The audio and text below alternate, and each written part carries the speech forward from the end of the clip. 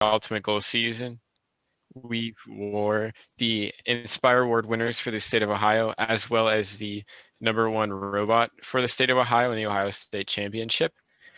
Over the course of our 7 or 6 years, we have won every single award, including Compass and Promote, at least once, some of them multiple times. And we've advanced the Worlds the past 2 years, except it's been canceled due to COVID, so we haven't actually gone. And we've been named an Ohio Showcase team for 4 years in a row now. So just a little bit about what we're going to do for these workshops. The purpose is to impart the learning from our experiences to you so that you're going to have your most successful rookie season as an FTC team. So we're going to give you a jump start so you have a little bit of knowledge about just more about what FTC is and all the different aspects of FTC. So you're going to have a more successful rookie year. And we'll just kind of give you some of the tips and tricks we've learned that might have taken a couple years to pick up. So you'll just have that knowledge going in straight away. Today's workshop will be about the journey to the Inspire Award. Like I said, we won the Inspire Award at the Ohio State Championship this year, and we've also won it, I want to say, every year for the past 3 years at the qualifying level at some kind of qualifier around the region. And then at the end, throughout, we'll also be doing like little question and answer sections. So every once in a while, there will be a slide, and then you can just throw your answers or your questions in the chat, and then Evan will ask them out and we'll answer them. Yeah, so like Jonas said, if you guys have any questions while we're talking, feel free to put them in the chat, and then either Evan will answer them or we'll go more in depth on one of our little question stops. So first, we're going to just get into kind of the basics of the award categories and how awards work at competitions. So this is like a little table of the order of significance for awards. First is inspire, think, connect, innovate, control, motivate, design. We're going to be talking about these more. This is also generally the advancement table. So first, inspire is the first to advance to the next level of competition. But then you also add the robot award in there. So it's not exactly, doesn't exactly look like this. And then we also have this other category of awards that don't advance a team, but are still important to competitions. So here's just a couple of quick sentence overviews that First puts out in their game manuals about what each award kind of is. So Inspire is, I mean, you guys can read, but Inspire is the team that best embodies the challenge of the first tech challenge program. Think is removing engineering obstacles through creative thinking. Connect is connecting the dots between community first and the diversity of the engineering world. Innovate is bringing great ideas from concept to reality. Control is mastering robot intelligence. Motivate is sparking others to embrace the culture of first. Design is industrial design at its best. And then these are those 3 awards that I talked about that aren't a part of the advancement table, but are still given. So the judges award is given to a team that does not fit into any of the award criteria, but the judges feel should be recognized. This has a lot of different names for each competition, but a lot of the times it is referred to as the rookie award and given to the team that is thought to have had the best improvement in their rookie year. And then the Promote and Compass Awards are 2 video awards, one of which creates a video to promote your team, and the other is creating a video that celebrates a coach or mentor throughout your season.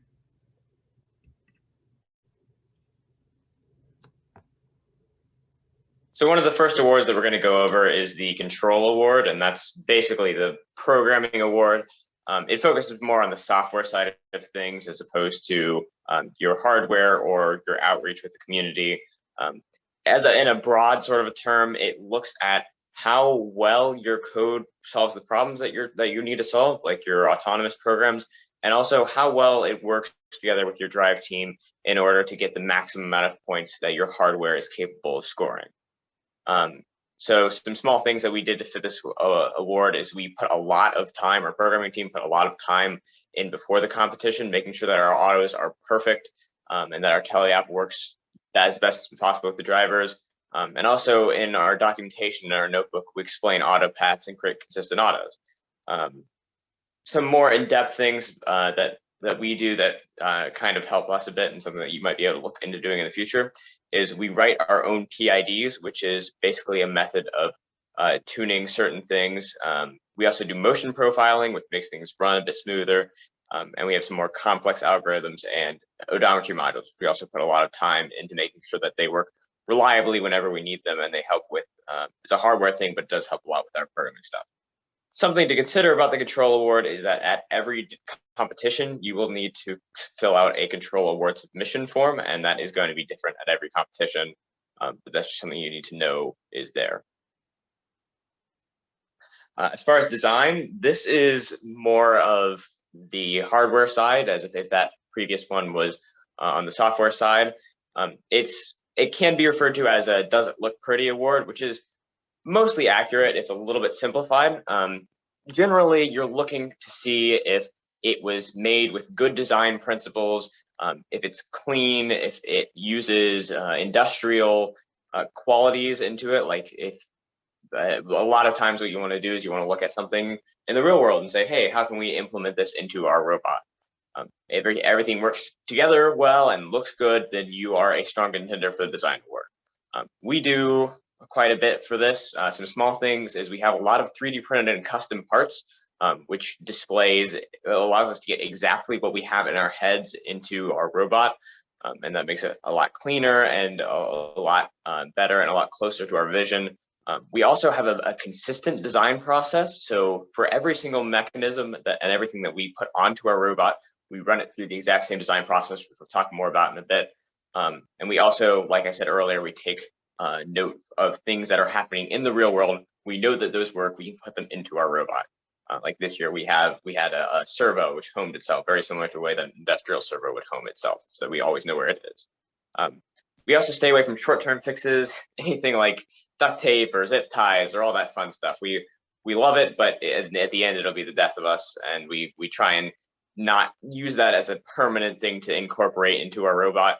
Instead, if something snaps, instead of just duct taping it or super gluing it and going on our way, we try and replace it, put something in there that will last a little bit longer than duct tape, because along with it not being aesthetically great, which isn't great for the design award, it also just isn't great design practice, which will also not help with design work. Some more in-depth stuff. We document everything that we do in our engineering notebook for our engineering section, which is a large part of the design award, and every step along the way. We also CAD every part of a robot. This helps with part of the back when I was talking about the overall, everything works individually and is fit well together. A lot of that's CAD. We can put it in the computer. If it works in the computer, it's a lot more likely to work in real life. We also parallel prototyping, which goes back to our design process. That's part of our design process.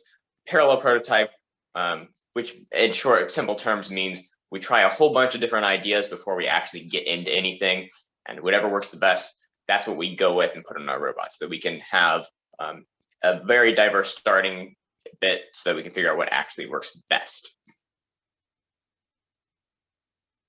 And then for Innovate, this is kind of a sister to the design award. It's one of those things that's in the mechanical hardware branch of awards. It is an original robot award, which basically means that as opposed to the design award, which is looking for reliable, consistent industrial designs, the Innovate is looking more for out of the box, creative, but still effective solutions. So originality of different design elements and mechanisms.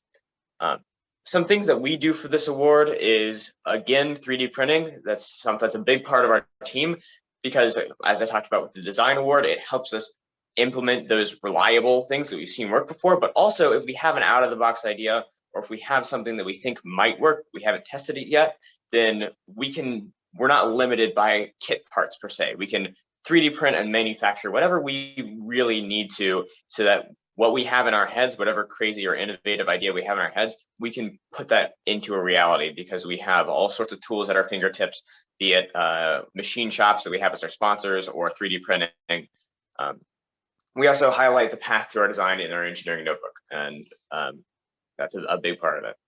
A little bit more in depth is our brainstorming process. We have a little bit of a different brainstorming process, but no matter what you choose to put on as your brainstorming process or whatever you decide to do, it's always good, if not necessary, to have a brainstorming process before you actually get into building stuff. The purpose of this and the core of this and the core of any good or effective brainstorming process is that when you're throwing out ideas, you throw them out. You don't take any of them out. There is no bad idea in the start of brainstorming. That way, if you throw out something that's maybe a little bit wacky or that isn't the norm, or so that's something that hasn't been proven or practiced a whole bunch, then maybe you find a new innovative idea. And even if it's not a new innovative idea, maybe even if it's not something that would work effectively, you can still throw something out that might spark somebody else's thoughts or somebody else might add on to it, which will lead to an effective, innovative, out-of-the-box idea that still works really well.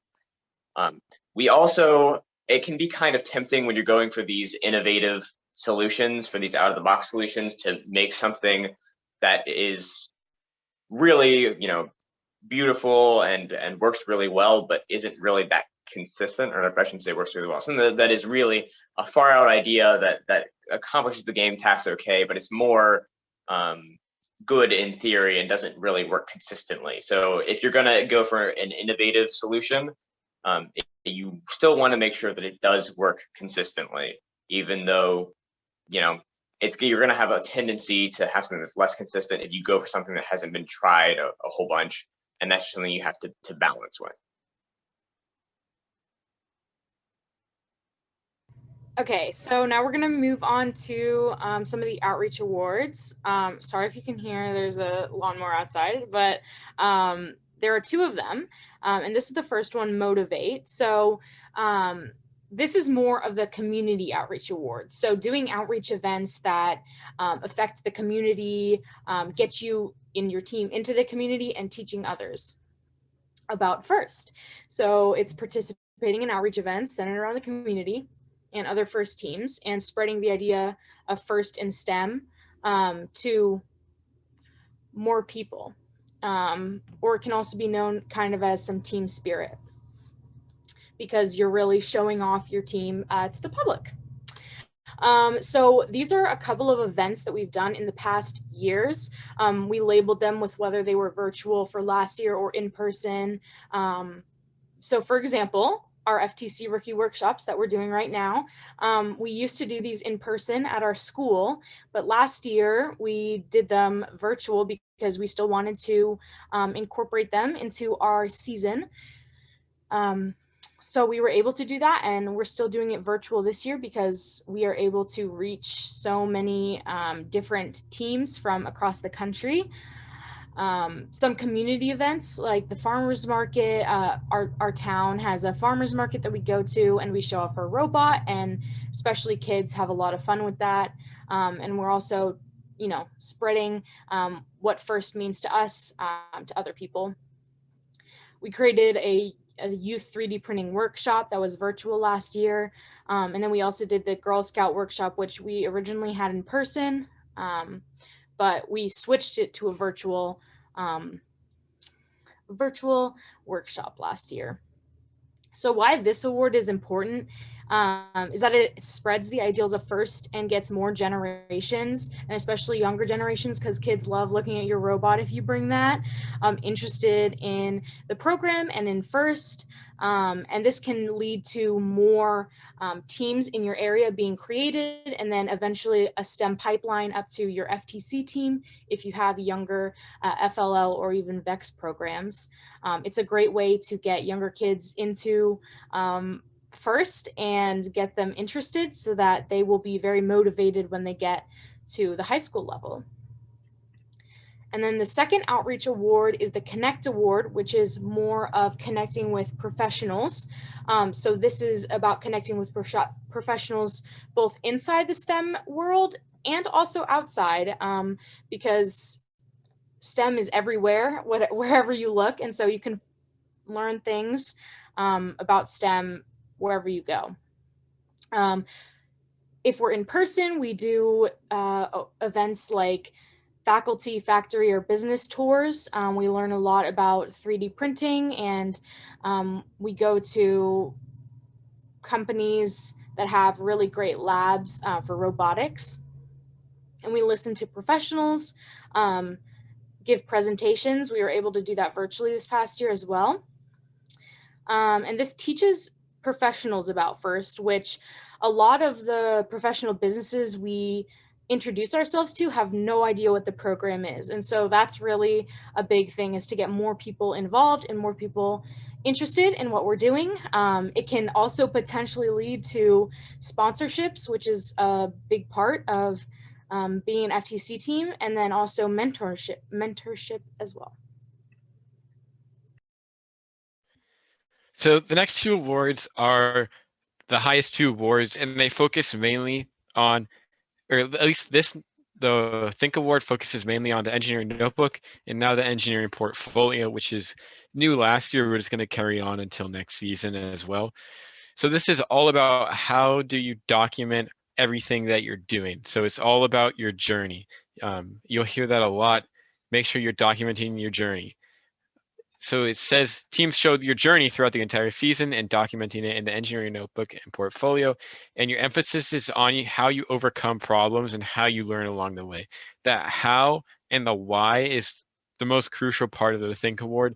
Making sure you're answering that on every single award is the key to the Think Award. So like some nice things to include is a timeline of prototypes. So if you include every single different thing you did to a prototype, that would be a great way to demonstrate think. And learning from your mistakes is also a huge one, because no one is perfect. Everyone here is going to make mistakes. In fact, it's also good if you make mistakes. And so that is what you like to document, is why that mistake was good and how did you learn from it. So those are the main things to keep in mind, why and how for the Think Award. And why it's important is you got to complete all your documentation of all of your accomplishments and struggles throughout the season, so that you highlight your team's ability to adapt and work together and show basically how you think, is what the Think Award is, obviously. That's why it's called that. And then you have to focus on documentation. It helps the team stay more organized and helps to unify the team, because it's a team effort to make sure that everything is documented well. And obviously, if you're trying to make sure you document everything you do, you can look back to the past and see what you're doing. It's just going to help you a lot along the way as well. And then finally, the Inspire Award. It's just the overall award. There's no nickname. It's just the Inspire Award. The top tier award that ranks even higher than robot performance. It basically is, if you are good at high placing in every single award, you probably are a candidate for the Inspire Award, because you're going to be well-rounded and consistent in all the other award categories and criteria and represent the ideals and FIRST of core values. If you watched FIRST and a couple of seasons ago, back before they did this whole new Share the Wealth system, you could kind of predict who would win the Inspire Award, because they would get second or third place in every single award. But now that they're doing it differently, so if you win one award, you can't really be nominated for second or third place. So it's kind of hard to see. But if you look back in the past seasons, if you watch like videos of the world championships or state championships, you'll see teams win every single like second or third place, and then they'll win Inspire. So that's basically what it is. And you're just embodying every single ideal of FIRST, and you're focusing on multiple areas of STEM. So you're basically the shining star team.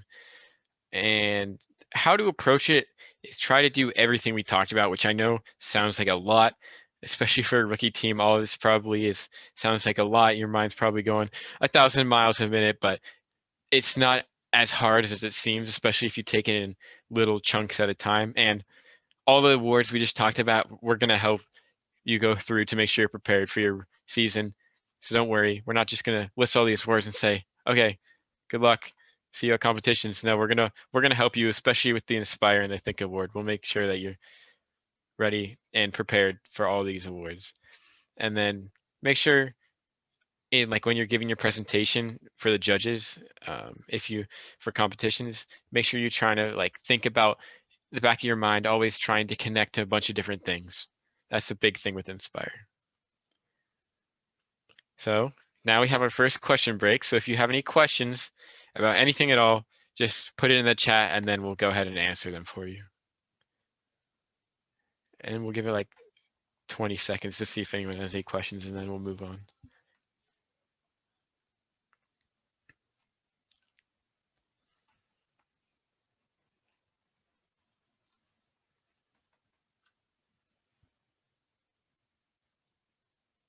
Okay, it looks like we're all good. So let's go on.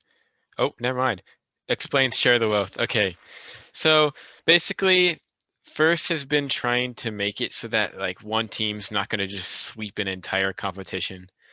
So in the past, like I mentioned, if say a team won Inspire, you would see them on the nominations for like every single other award at second and third, which means that a bunch of teams now, there's only going to be like the top 4 or 5 teams are just going to be in like every single award. So what they did is they said if our team wins an award, so if we place first for Connect or first for Motivate, you won't see us as a nomination for any of the other awards, which means that more teams are going to be able to get a chance to get those second and third places because other teams, because they won another award, aren't going to take them. Does that make sense?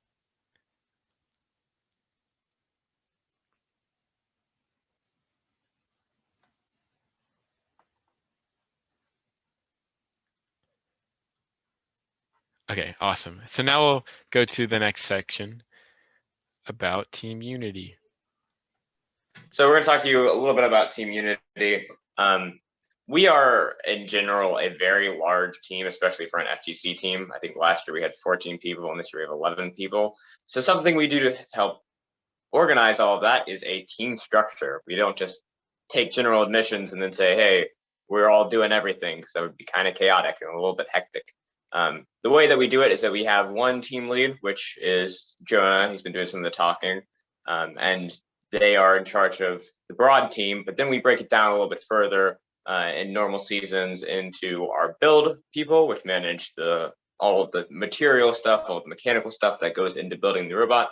We have our programming, which has all the digital, all the software, all the programming, which helps our robot run and function and do all the stuff we need to do.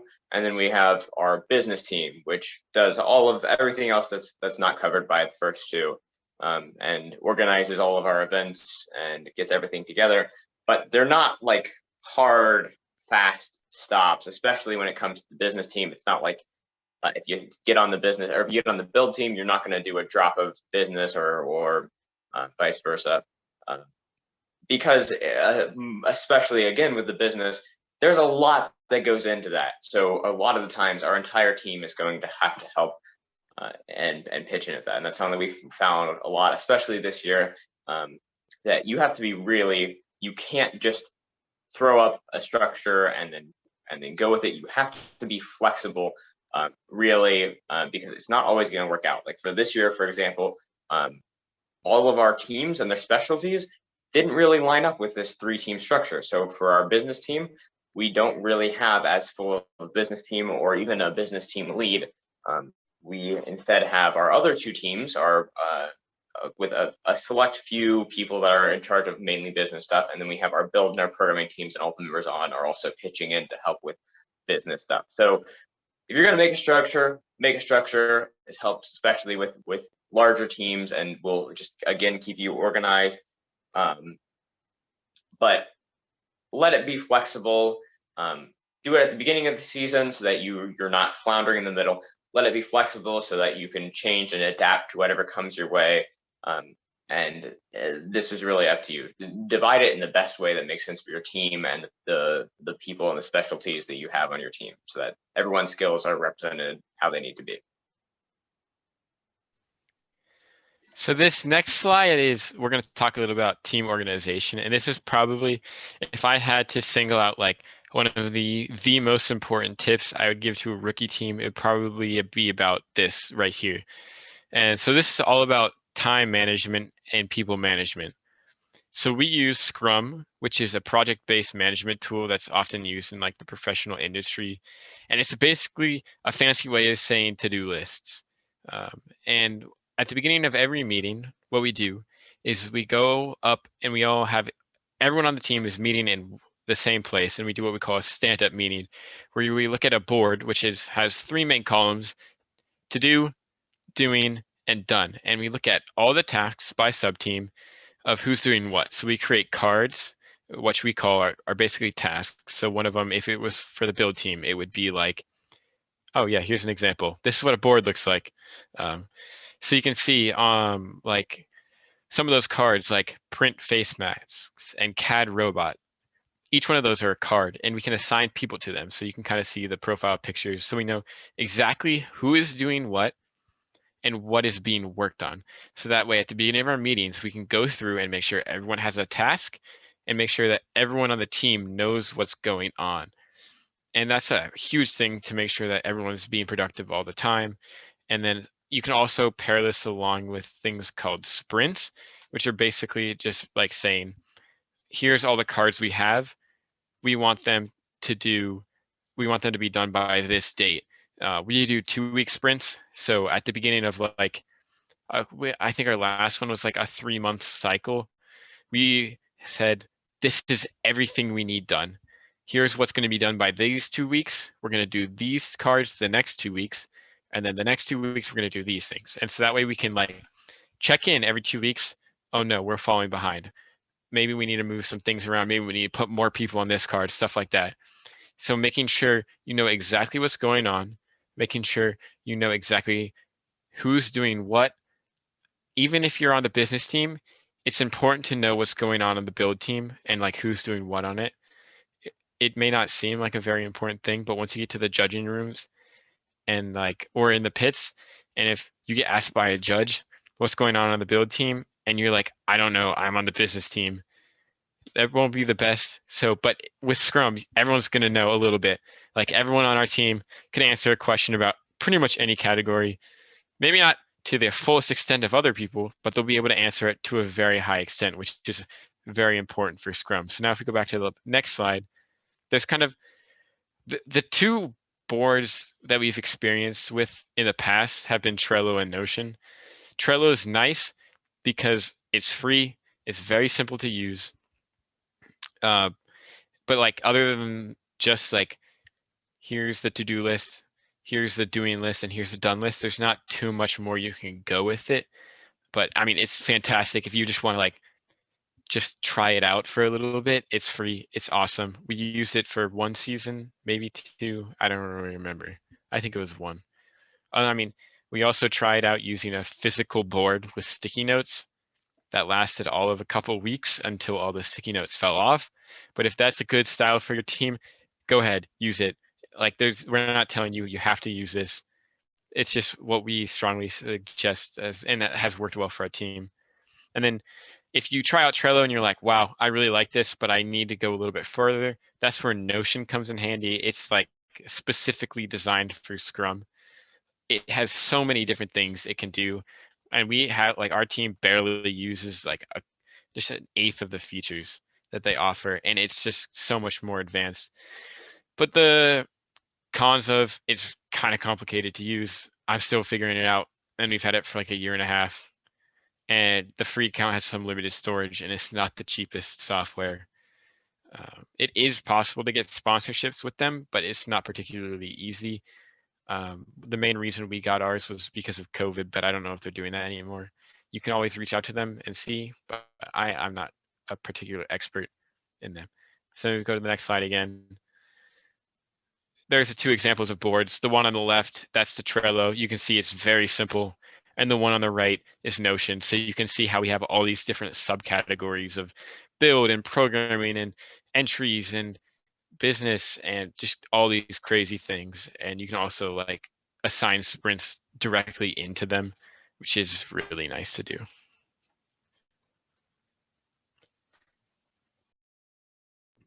So another part of our team, and any team in general, that kind of goes under the radar is team branding. This is something super subtle that you can do that really puts you like a step ahead of everyone else. So if you noticed in this presentation, we've obviously been using the same font, the same colors, the same logo, and all of these fonts, logo, color we use whatever we do. So we use it for all of our presentations. We try to incorporate it into a robot, especially with like bright orange 3D printing. For our pit displays for in-person competitions, we like to keep our branding the same so that people, when they meet us and they see our logo, they'll recognize us again and again. So this is something that is important to establish, especially over the summer now, before the season actually starts and kickoff. It's a good thing to establish so that you have that consecutive look and feel to your team throughout the season. So, you know, it's good to figure out that I just made this little like branding thing. It's super simple. We just mainly use like 2 fonts. We use 1 main color and then some neutral colors. And then our logo is definitely a little complicated. It might be easier to do a simple thing, but that's been our logo since the start of our team. And so we've just stuck with it. And that's something important. And we based ours off of our school. Our high school's like mascot is a tiger, so it's kind of easy. But you know, take whatever your team name is and see what you can do with it and have fun with it, because it's fun to you know, put yourself out there. And also like apparel. I'm wearing my team shirt so that when we go to in-person events and competitions, we all look consecutive and people can see us and say, oh, they're the Bionic Tigers. And that's something we've been building throughout our years. And then we also made masks this year, or this past season. Who knows if we're gonna need them, but we'll see. And then I forgot to put a question slide here, but we're gonna do a question slide here.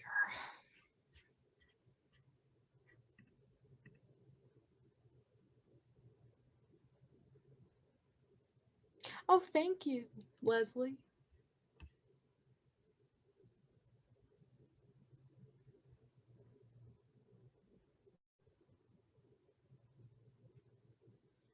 So if anyone has any questions about Team Unity, feel free to put them in the chat. Otherwise, we can keep going.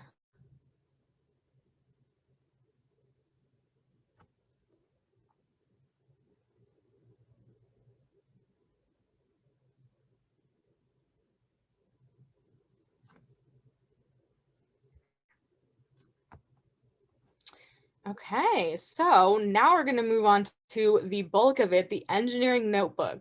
This is so scary. So first, what the heck is an engineering notebook and why do we need it? You know, you must have heard a lot about it, especially in the game manual and other teams like us talking about it. So we're going to try and break it down and make it as simple as we can so that you guys can understand kind of what it is. So just an overview. This is my slide. Yep. The engineering notebook, it's a documentation of the team's robot design and records of time spent doing research, outreach, team meetings, and plans for growth.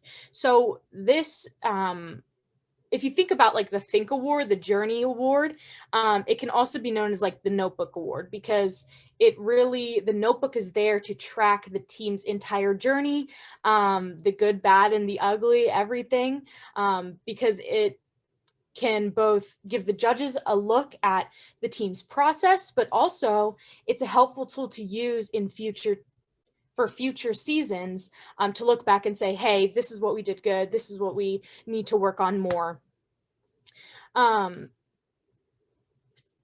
So yeah, the judges review team's engineering notebook and portfolio, which we'll get into a little later, to better understand the journey and design and team as a whole. So let's keep going. Well, what's in an engineering notebook, okay?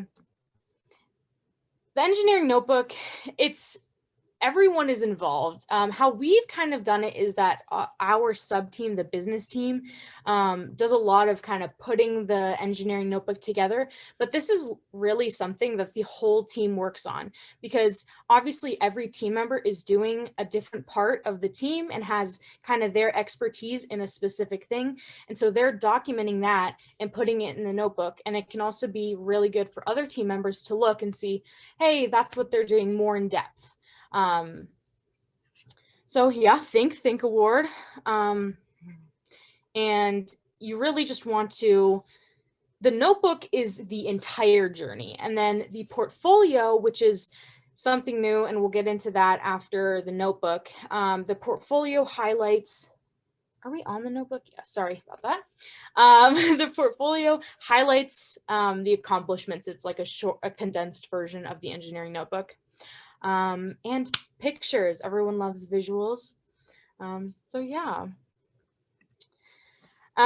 Okay, so our notebook, this may seem a little overwhelming, 400 and almost 20 pages of our notebook. I think we were up to 425 after we did this. That's scary. Yeah, that's scary to me too. Like when I first joined the team, I was like, why are we doing this? This is terrifying. But I mean, remember, we're a huge team, so everyone does a lot of documentation, and you know, we filled those 420 pages.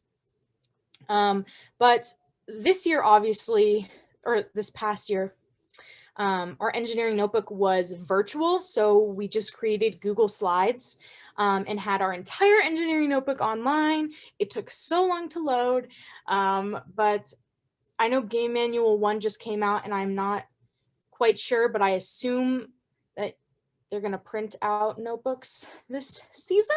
I think I remember seeing in there, it said if you're at a in-person competition, you should have a hard physical copy of your notebook and portfolio.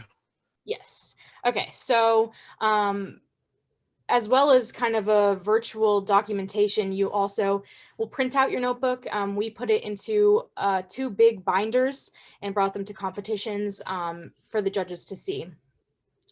But for virtual, we did a lot of hyperlinks. You can see that's why our little sections are highlighted in blue, because they're hyperlinks for judges to get around easier. And then our physical, we did a lot of tabs, so things were easy to find. And for our entire notebook, we all organize it in a team Google Drive. So we use the Google Suite, whatever floats your boat, but that is how we have shared all of our documents, worked on our documents, especially this past virtual year, and been on top of everything. So sorry, let me just say, so you can see this section, the different sections we have. We have general, engineering, programming, outreach, and entries. So we're going to break those down just a little bit. So the first section we have is the general section. Now this includes things like team history. Obviously, if you guys are a first-year team, you're not going to have any team history. Maybe something about how you were founded, but it's going to have team and mentor bios. This is just a really personal thing to add. You can see an example on the right of Evan and Braden, just a little bit about them. Preseason activities, what you're doing over the summer and how you're still staying involved in STEM, even on the off season. Pre-kickoff brainstorming, our teams and our sub-teams, especially the build and programming team, love to analyze past games and create mock CAD robots to improve their skills for CADing and all of that. And then this also includes our business/strategic plan, which I believe is required for some awards. Yes, maybe required for certain awards. And I think we get into that a little bit. And then also team goals, which we found was a big part of last year's game. The judges seem to absolutely love team goals. Moving on to the engineering section, this is where you document all of the physical stuff that you build into your robot. You document all of the process that went into it, from brainstorming to a finished robot. Some of the key things that we put into it is on the right there. You can see our design process. This is something that we apply to everything that we do on the team as far as building the robot goes. We run everything through it, we show it to the judges, and then or put it up in our notebook, and then anybody who's reading through our notebook can say, hey, oh wow, this is the design process. And then as they get into it, as they get later into the mechanism, they can be like, oh wow, they did really apply that design process into these mechanisms. So they can set it up and then see it later on. We also put in some stuff about the game strategy, because that is going to change how you're actually engineering your robot. For example, this year, there were a few different strategies that you could have gone with for the game. I don't know, for any second-year teams out there, if you're familiar with the game, there were 3 different goals. We chose to shoot rings into the top goal, and we did not put any of our rings on the wobble goal. If you're not familiar, those are just 2 of the different scoring techniques that one of them we decided to do, one of them we didn't decide to do. But the point is that we designed our entire robot around that game strategy. So if you put that game strategy into your engineering notebook, it puts a little bit more of reasoning behind why you went with the certain designs that you did. And also it just shows that you thought about what you can do with your mechanical design to best maximize scoring potential and how you're going to play the game. We also do an overview of our robot, just showing this is a thing that we made, this is what it does, without diving too far into it. And then after that, you go deep into the guts and gore of these are all of the different individual mechanisms that we ran through our entire design process, that we put into the computer and made models of, and that we have poured our heart and soul into. And that is the gist of the engineering section. So up next is the programming section, and as it kind of implies, the programming section is mostly going to be filtered through programming, like showing you off your code, but also some of the main things is game controls. So we don't have a picture right here, but that's basically overviewing the controller and what each button is assigned to do. Because especially with a more complex game and a more complex robot, it can be very overwhelming to try to remember or even figure out what everything does. So having it in one spot not only helps any judges reading it, but it also helps your own team sometimes, because sometimes it can be a little confusing especially if you're using all the buttons that you can and they all perform one specific action. And then we have an image here. So this is another thing that you're going to be having in your programming that's good to have in your programming section is mechanisms. So this is one of our slides for our shooter mechanism, and we go over what the shooter is there for. So obviously that's going to be gone over a little bit in the build, because obviously there's a reason that the shooter's there. So in the engineering section, they go over why there is a shooter. But in the programming section, it more goes over how how it functions, if it uses any servos or motors, and how that all fits together with the other mechanisms to actually perform the action that we want it to do. And then you can also see here we have a little bit of example code for how our shooter uses odometry, which is a little confusing, but we have that there. And then also autonomous is something that we have in there, which is the first 30 seconds of an FTC game is autonomous. So the drivers don't do anything, and you have to pre-program the robot to perform actions, which is usually the same general actions as during the actual match, with some exceptions. For example, the wobble goals, you move those around in autonomous, but not in the main game until endgame this last year. And so for last year, that was obviously we only had to program a few autonomouses because we are a single robot in a single field. But in-person competitions, which I'm pretty sure we're going back to this year, there will be, since there's going to be 2 alliances, each with 2 robots. So autonomous, you're going to need a lot more autonomous programs. So the engineering notebook is a good spot to show those off, especially the ones that you're going to use more often.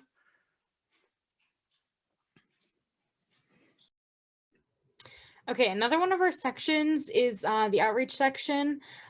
This is where you basically just document all of your outreach hours, just all of the events that you and your team do, all of the companies that you connect with and the professionals you reach out to, community outreach, Girl Scouts, which you can see on the screen. That was just an example of one of our little overview slides for Girl Scouts. and then other first teams. And then this is where we also include outreach entries, which is something that we do after every single outreach event. One or more of our team members write a entry that basically summarizes the outreach event. What did we learn? How did we impact others? And so that really keeps track of how many hours we do and how many people we reach. Our final section is the daily entry section, which is basically a running tally of every single one of our meetings. These things can very easily get forgotten, but it is super important that you remember to do one for every meeting. Personally, our team, what we do is we split them into sub-teams. So we do one entry for build, one entry for programming, and one entry for business. In the past, we've had just one person write like the entry for the sub-team every night. We've changed it to a little new format where each person is writing what they did. We've only been doing that a couple months. So I personally like it better, but I'm not sure about everyone else. I think it really can go either way, just whatever fits your team better. You also could have one dedicated person that writes every entry if you wanted to, but I know personally our team isn't the biggest fans of writing entries. So we kind of split it up that way so it's equal. But in these entries, what you're going to want to do is you're going to want to talk about what you worked on that meeting. So kind of what everyone did. You can even get into the specifics of kind of what some of your mini learnings were throughout the meeting, because then when you're writing your design section, you can go back to your entries and look at it and be like, oh yeah, that's what we did. So that's where these daily entries really come in handy. You're always going back to them to see, okay, here's what I did, here's what I did, here's some pictures I can snag for the notebook, stuff like that. You're going to want to talk about your tasks accomplished, which is usually the most important part of it, is what you actually got done. So that should be the bulk of it. And plans for the future is also should be a good bit of it. It's talking about what you're planning on doing, and then we've kind of adapted it to kind of like what you're doing for the future and kind of why you're doing it. Some of the decision making behind that. Always going back to think. Our team meets 3 meetings per week: Sundays, Mondays, and Wednesdays. So 3 sub-teams times 3 meetings per week is we have 9 entries per week. And then we start those in September when the game's revealed. So those quickly add up. And so that's why it was kind of a giant chunk of our notebook is all these daily entries. You can record them. You can record them however you like. We've done Google Forms. That's worked okay. It's a lot more work to compile them. And we've done Google Slides, which is, I personally am a huge fan of. It's a lot easier on most people. So it's a lot nicer, but you can do it however you want. You could use any option. It doesn't even have to be one of these yet. But yeah, that's just daily entries. You got to make sure you stay on top of them. And then I see we do have a question for our question break. And yes, Game Manual 1 has been released. I want to say it was like 2 days ago, maybe last night. I don't really remember. Let me grab the link for it. Basically, there's the remote events and the in-person events, just like that's the wrong one. I think they only released the in-person events. Does anyone know? Oh, Evan's got it. Out, but some of them are still labeled. If you're on the first website, it looks like you're going to last year's game manual, but it's actually this year's. But I think they released both remote and in-person. In-person for sure. Yeah, there's some pretty interesting stuff in there. You go ahead and read through it. Some of the highlights that I personally saw that thought were kind of important to mention. It does talk a little bit about remote events. It talks a little bit about all the different types of tournaments like usual. From what I've figured out from it, there's not going to be a human player next year. I might be completely wrong with that, but it sounds like there's not going to be a human player. Don't quote me on that though. And then they kind of changed up some of the descriptions for awards. I haven't dug too deep into that yet, so I don't know how crazy it is. And then they also added a helpful little chart about, for every award, what you should include in your engineering portfolio, which it would be really helpful to look at. It's page, I want to say like 45 or something. No, I was way off.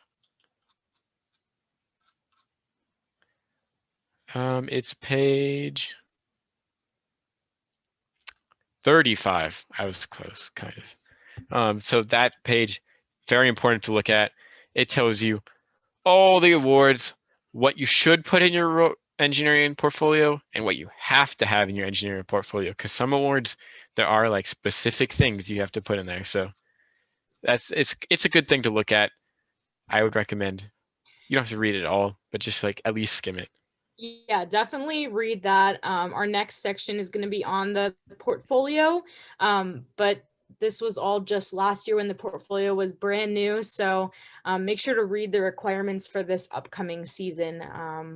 Don't don't take everything we say to the grave.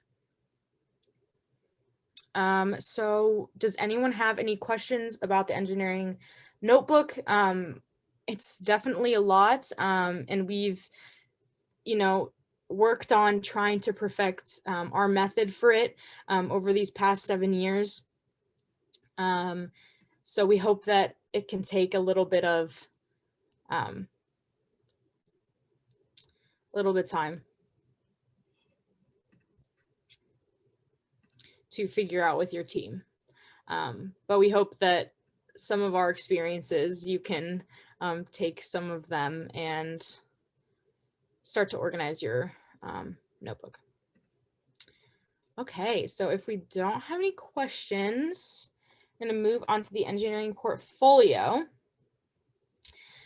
Now, you're probably asking, what the heck is an engineering portfolio? How is it different from an engineering notebook? And why is it important in a virtual and non-virtual season?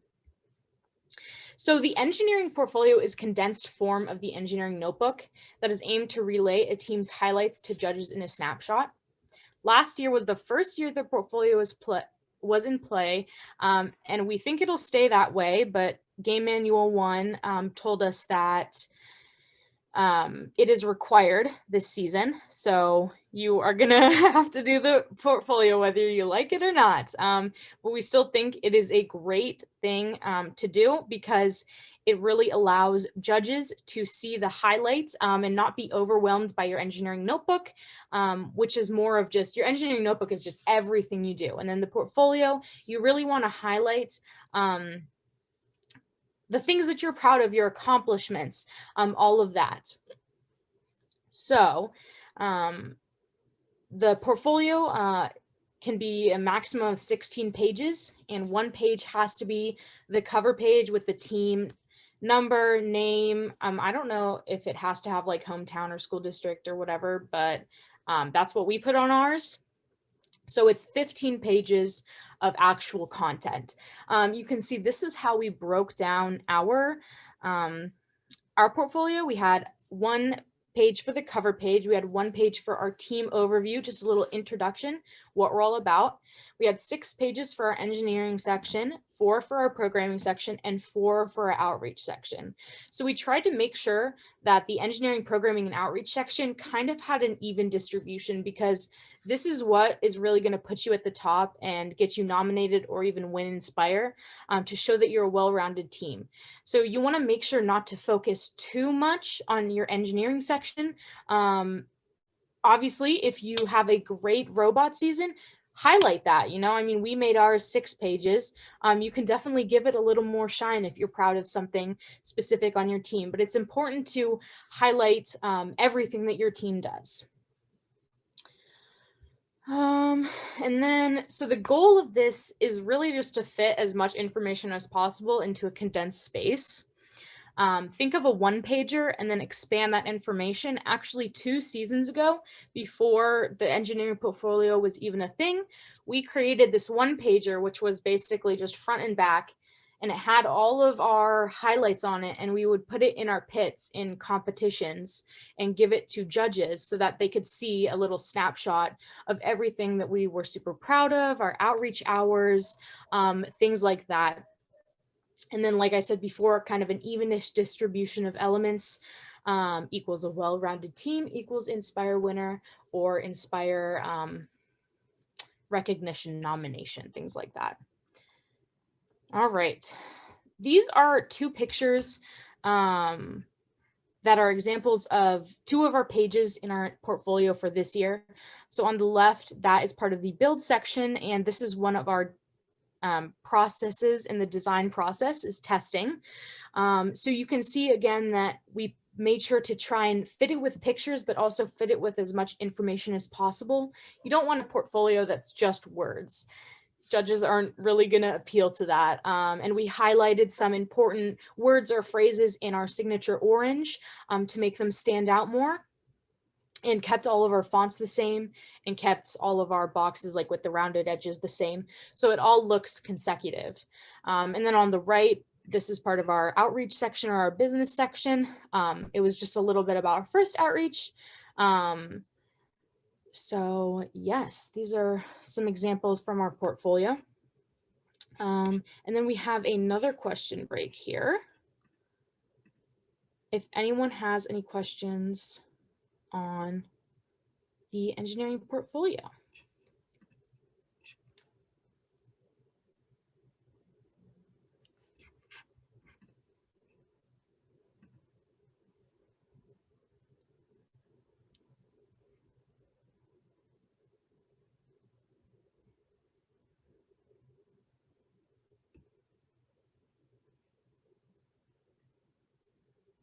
I think Jonah and Luke answered the do you do similar outreach events each year pretty well. But I think that it's especially important to like acknowledge that COVID definitely changed the game for outreach events, especially for us. We did every single outreach event in person. We would meet professionals in person.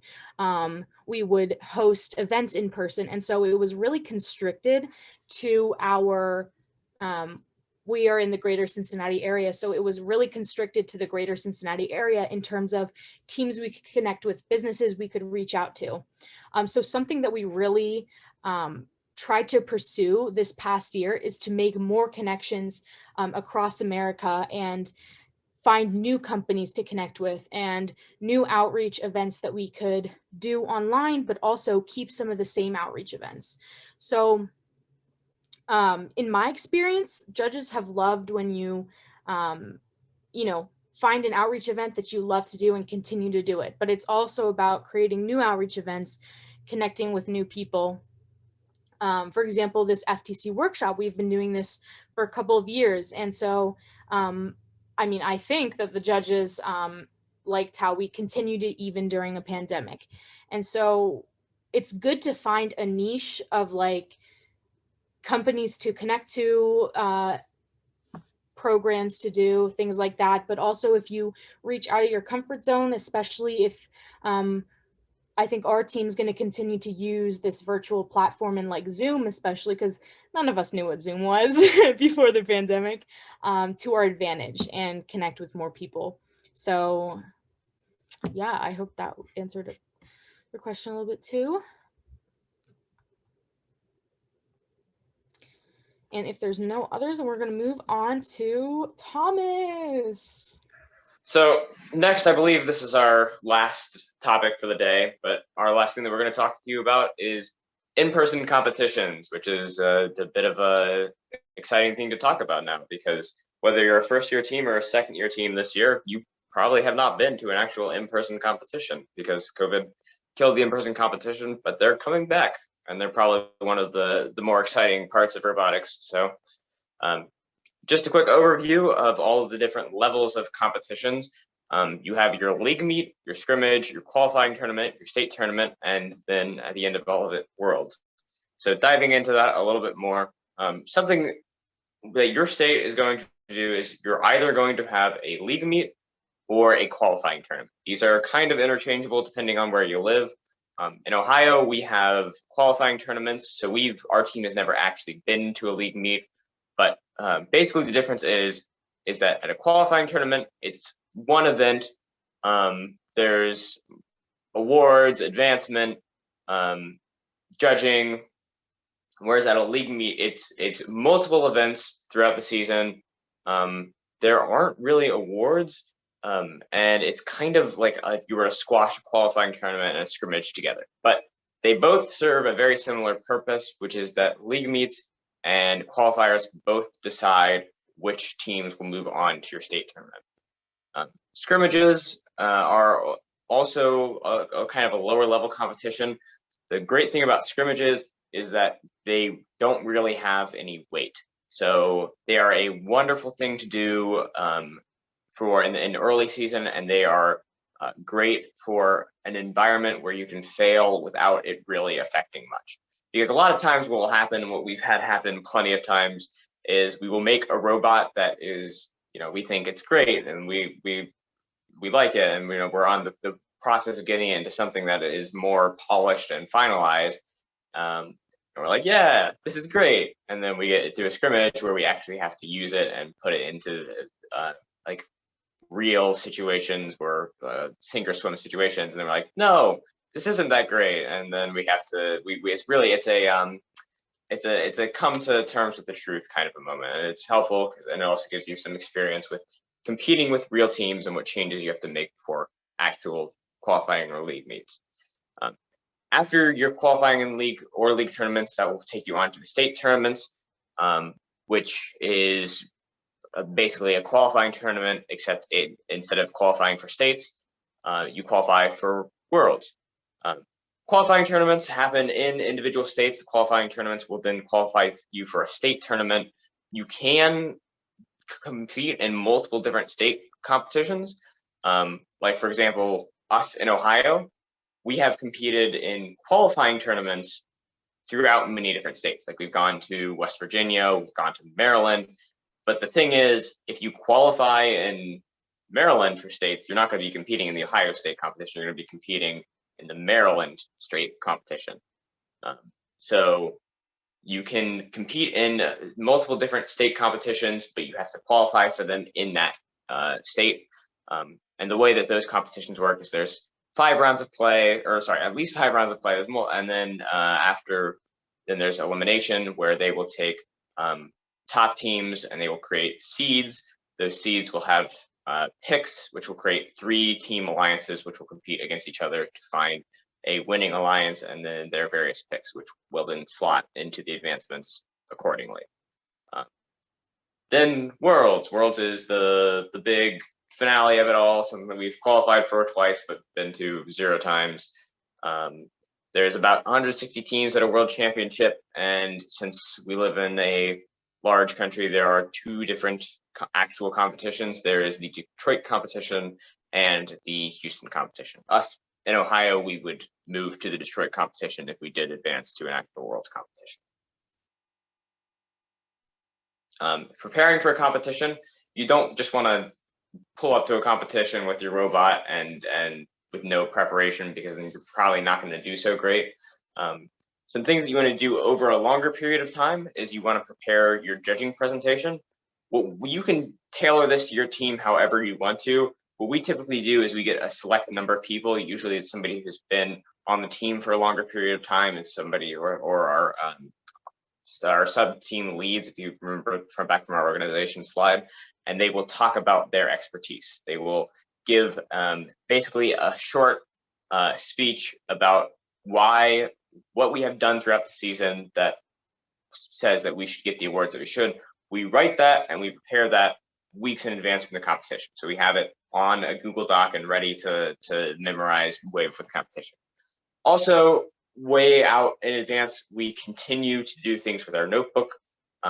We don't just scramble in at the last minute. We also don't just write up our everything beforehand and leave it. It's a what they call a living document, which means that you start something, you continue up with it, and if you make a mistake on it, you leave the mistake, because the judges aren't going to care if you made the mistake as long as you learn from it and have improved and come out of it better. So everything stays, all of the new stuff comes into it, and that's how you get like a 400+ page behemoth like we do. You also want to make sure you know what your pit is going to look like before you get into the competition. We have a PVC pit that we make, and we have black cloths that we drape around it, and we have trifold pit displays, and we also have sponsor banner signs. We display our awards. We just make it fancy because really you want your pit to be somewhere where your judges can walk up and that draws them in so that they can look and say, oh, this is a team that has a really attractive pit display and really impressive displays on their pit boards. So, for example, like when we were talking about our one-pagers before we had our portfolio, we used to put those out in our pits, and we also used to put similar information on our pit display so that those big popping numbers, all of our fancy achievements that we got, they would draw the judges in so they'd be like, oh yeah, this is a team that's actually done, important stuff. Once you get up to like a week out from the competition, this is what we call like our crunch time. This is really get down to it, get everything ready before your competition. Our team meets every day of the week, and we do that judging presentation that we wrote a few weeks ago and have been improving for the past few weeks. We run through it and get memorized and do runs of it multiple times every day and do questions and just basically mock out our judging sessions, which are made up of 2 sections, presentation and then question. We do that for like an hour a day, 7 days up the week before. Also, you want to make sure that you print out your notebook before, like the night before our competition, because we've gotten ourselves into a jam a few times in the past where we've been like, oh, it's fine, we'll print out the notebook when we get up to our competition. It'll be fine, it's just the printer and paper, but it's a lot more than you think it is. So it's always good to have it out in advance, get it printed before with more time than you think that you need. We also print out our pick displays. We've experimented with different things. We used to like cut out individual pieces and like physically cut and paste them together. We found that it makes more sense to just create one digital document and print it out into a big sheet of paper and then post it onto a cardboard display. We also have a packing list for all of the tools, because it's not like once you have this fancy working robot, it's not like you pack it up and then never touch it again through competitions, because I guarantee you anything that can break at a competition will break at the worst possible time. And so you're going to want to have whatever resources that you need to get that robot back up and running. What this means for us is we have all the tools we need. We also have, if our mechanisms, sometimes we have spares for spares for spares. And if our mechanism is modular, which means that if we can basically remake that mechanism and have a spare one on standby, we will take that with us too. So that's just, real fast, like pit change, take it out, put it in, bing, bang, we're up running. Also, practice driving your robot, because in the week running up to it, the more experience that your operators can get with the robot, the better off you will be at competition. Your robot, whatever you make, it has some sort of mechanical cap to however many points it can put up. But the only way that you can get up to that cap, and the only way that you can get the most out of this thing that you built, is if you have operators that are as skilled with it as can possibly be, or drivers are as skilled as possibly can be. So practice driving your robot. As for what you can expect when you actually get to a competition, the first thing you're going to do, check in, let them know that they're there. They'll usually show you a pit map, or they'll tell you where your pit is. You go there, you set up the pit that we were talking about. Then you take your robot in for inspection, which is where they make sure that's in size constraints, make sure that it's fit for all of the inspection checklist areas, which I believe are in Game Manual 1. And then you can meet some of the other teams and run practice matches with them on, usually they'll have practice fields set up. That's usually the night before. Then the day of, either at the crack of dawn, early in the morning, or sometime soon thereafter. At the beginning of the day, you will have judging. Judging is everybody's favorite time. Not really, but it's important. You show off all of your achievements in that presentation that we were talking about earlier. You talk about what you've done throughout the season, and then the judges ask questions, and you tell them, basically, you display what you've done throughout the season.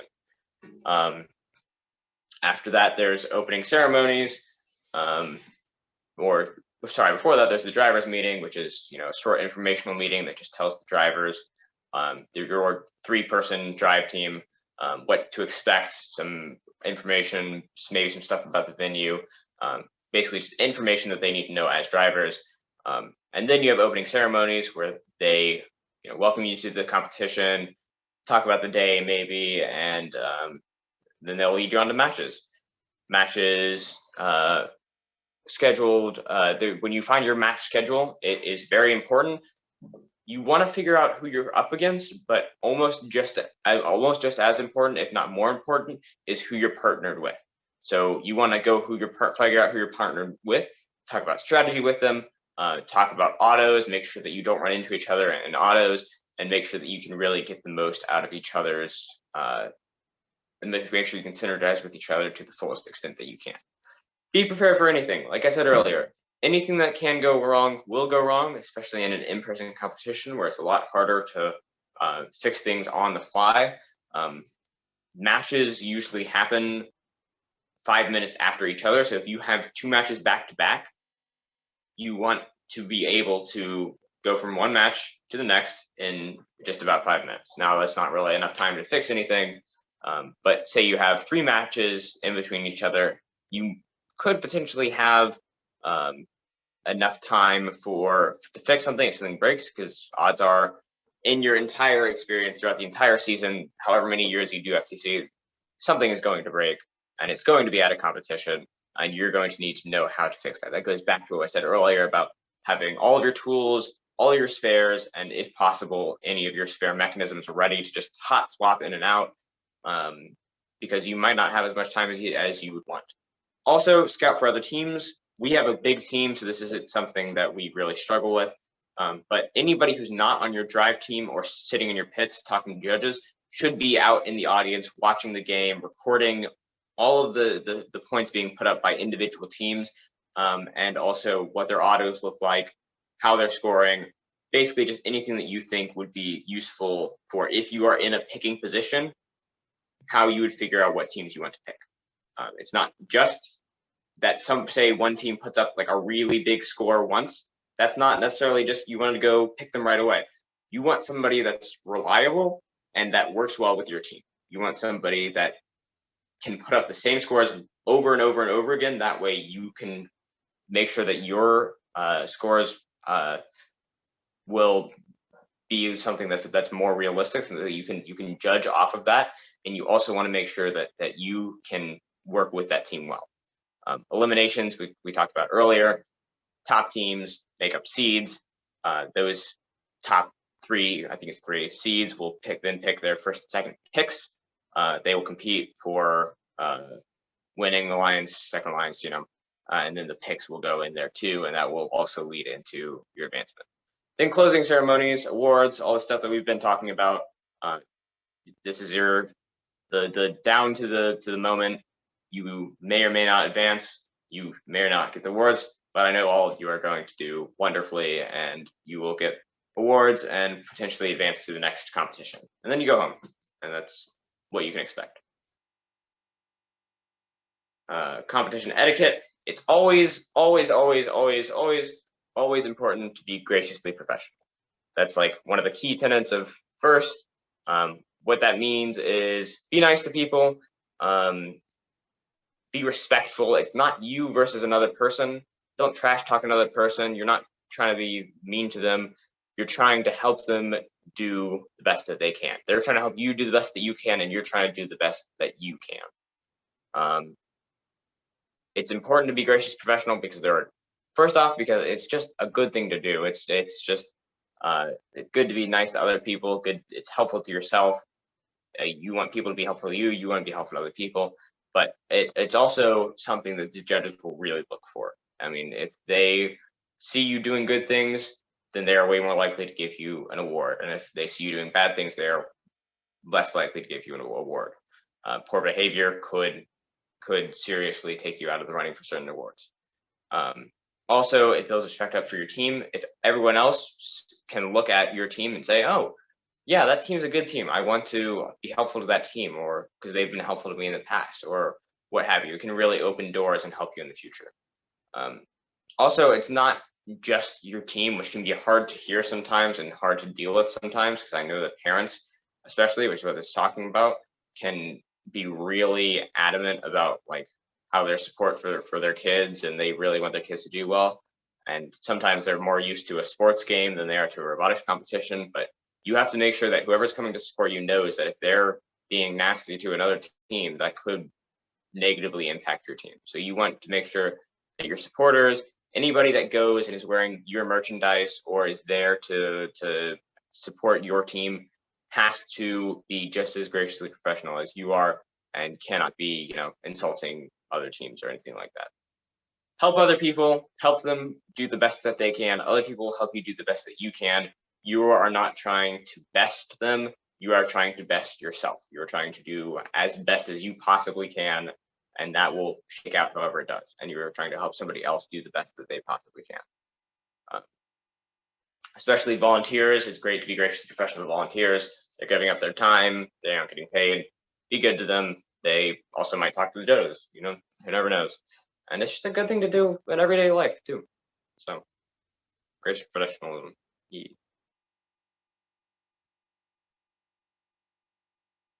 And now we have a question break.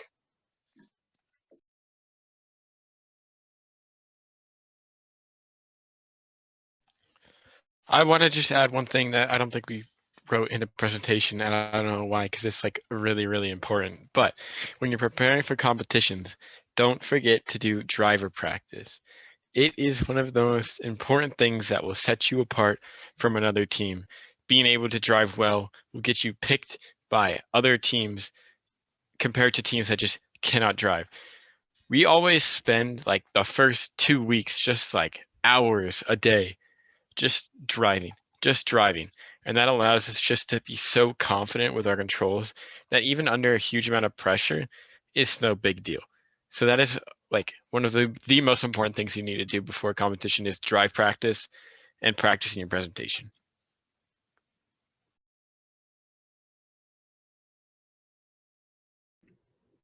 So this is actually our last question break. And it's like the end of our presentation. So we just wanted to thank you all for joining us. Please, please, please don't be afraid to reach out to us. You can see our handles up there. If you need any help with anything, we would be so happy to help you or answer any questions that you have. Again, thank you guys so much for joining us. If you have any other questions about anything that we talked about today or anything that maybe we didn't talk about and you want to know a little bit more about, feel free to stick around and ask them.